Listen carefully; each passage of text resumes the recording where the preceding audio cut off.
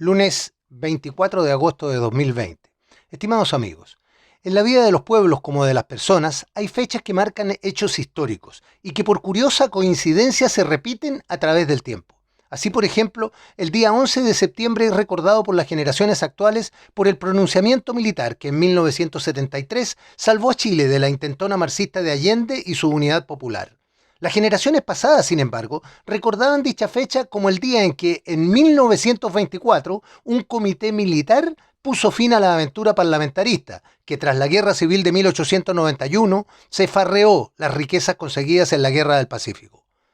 Ello ocurriría a pocos días de otro hecho histórico, conocido como el ruido de sables, acontecido a finales de agosto de ese año, y que con la fuerte demostración de molestia expresada en el Congreso por un grupo de oficiales jóvenes que reclamaban por los abusos de la clase política, desencadenaría el proceso que recuperó a Chile del lamentable estado en que lo dejó la oligarquía parlamentaria impuesta por una ambiciosa clase política. En otro día memorable, un 23 de agosto de 1973, el ejército de Chile reconocería como su nuevo comandante en jefe al general Augusto Pinochet Ugarte, quien junto a sus camaradas de la Armada, Fuerza Aérea y Carabineros cambiarían el destino de Chile, salvándolo de las garras del proyecto marxista y recuperándolo de las ruinas en que éste lo dejó. Curiosamente, en una particular coincidencia histórica, este mismo día 23 de agosto podría pasar a ser recordado como una versión moderna del ruido de sables, ahora bajo el nombre de ruido de bocinas, debido al aviso de paro nacional entregado por la Confederación de Dueños de Camiones al gobierno y a la clase política. Algo que se esperaba que ocurriera ante la porfiada pasividad de las autoridades frente a los atentados sufridos por los camioneros en la Araucanía. Un aviso que puede significar el comienzo del fin, no solo para el gobierno, sino para la clase política en su conjunto, al correrse el riesgo de que se transforme en el inicio de una rebelión generalizada que acabe con lo que va quedando de este Estado de Chile secuestrado por los partidos políticos, al igual que lo que ocurría en 1924. Es un hecho que la ambición siempre acaba rompiendo el saco que la contiene, y en este caso el abuso de la clase política ha llegado a un nivel de saturación que lo hace inaceptable para los chilenos, augurando un final poco feliz.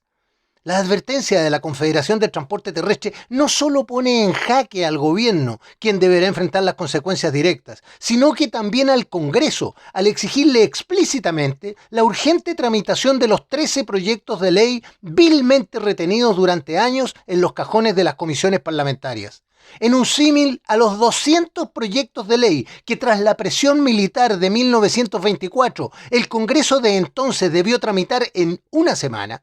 los actuales diputados y senadores han sido notificados de su obligación de acelerar las leyes que tratan sobre terrorismo, inteligencia, robo de madera, ataques incendiarios, etc. En vez de los sables, esta vez sonarán las bocinas, hasta que sean superadas las artimañas de que se ha valido la izquierda para bloquear las iniciativas legales que puedan perjudicar a sus socios violentistas. Si no lo hacen, los efectos de un país paralizado desde Arica a Punta Arenas serán atribuidos no solo al gobierno, sino que principalmente a ellos. Y las consecuencias de escuchar las bocinas pueden ir mucho más allá de una molestia para sus honorables oídos, al estimular una rebelión masiva y transversal en contra de la clase política en su conjunto.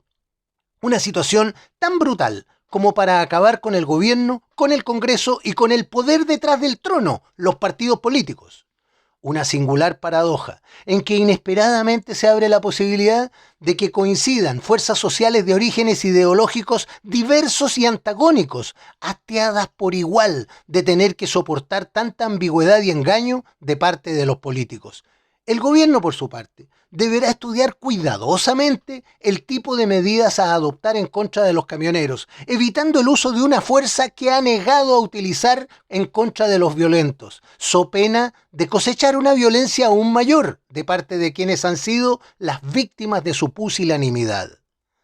Frente a las amenazas para su seguridad, la paciencia de los buenos ciudadanos se sustenta en la confianza en sus autoridades. Cuando éstas no cumplen su función, la paciencia se transforma rápidamente en frustración y ésta en rabia, a ser fácilmente descargada ante la menor provocación. Esto es lo que ha logrado una conducción política mediocre de parte del gobierno y la burla de quienes bloquean las iniciativas legislativas que aporten a proteger a la sociedad y no a los delincuentes. Hemos llegado a un momento en que ambos factores confluyen sobre una situación inaguantable que se ha hecho insostenible para la sociedad sureña, mientras en Valparaíso y Santiago, senadores y diputados siguen discutiendo la mejor forma de repartirse la torta que financiamos entre todos.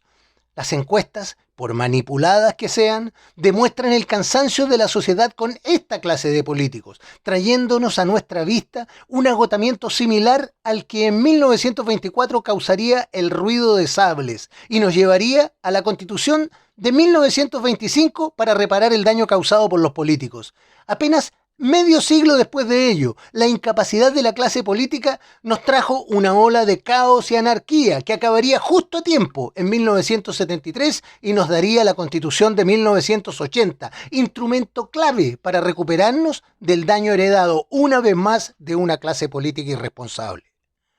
Al cumplirse otro medio siglo de la última aventura politiquera, la historia se repite, mostrándonos a un país secuestrado por partidos políticos empoderados a un límite más que inaceptable, repudiable en su esencia. Su notable incapacidad para comprender e interpretar los hechos históricos nos expone a tener que enfrentar por nuestra cuenta la solución de la grave situación en que nos han dejado. Esta vez, eso sí, sin contar con la ayuda salvadora de los militares, como consecuencia del abandono en que la sociedad los ha dejado frente a la venganza de los marxistas.